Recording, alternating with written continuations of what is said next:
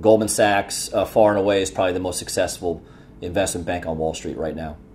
What makes them unique is they've been able to make money even when other banks were losing money. They were always ahead of the curve a little bit. When everybody like Bear and Lehman and other banks were betting huge on mortgage-backed securities, Goldman Sachs was smart enough to short the market, go the other way, and make billions. Think of Wall Street as the world's largest casino or a big poker game. And in my view, being a securities lawyer the last 23 years, Goldman Sachs just played the game a little better than everybody else. Today, the real reason they're on top is because they weathered that financial storm better than everybody else. They played the game a little better than everybody else. They hedged their bets at that poker table, and they won. It's as simple as that.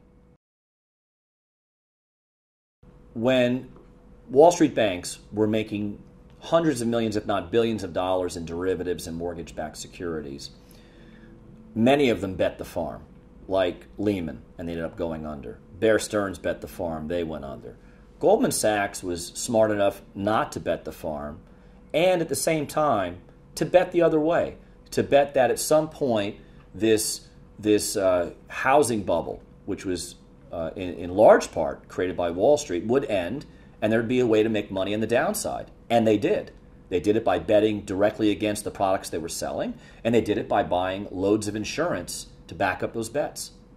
You can point the finger at Goldman, so to speak, but the reality is our government let them do it.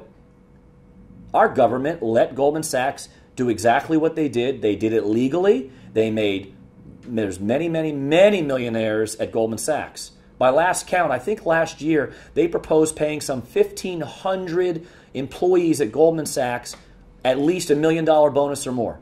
1,500 people or more got at least $1 million bonus. Now, why is that?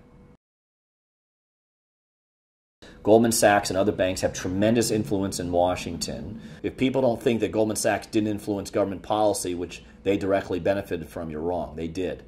Other banks did it too. But don't think that they did not directly influence the government into giving billions of dollars to AIG that ended up in Goldman Sachs' pocket. It's always nice to have a friend in government. And from what I've seen, Goldman Sachs has lots of friends in government, including some of their own former employees. They're going to continue to fight real reform. But I'll tell you this right now. If we don't get real reform, the next time this happens, you can call it the Great Depression too, because I don't think we're going to come out of it. It's now or never. Goldman Sachs today in the future, hopefully, will not take the big bets they used to.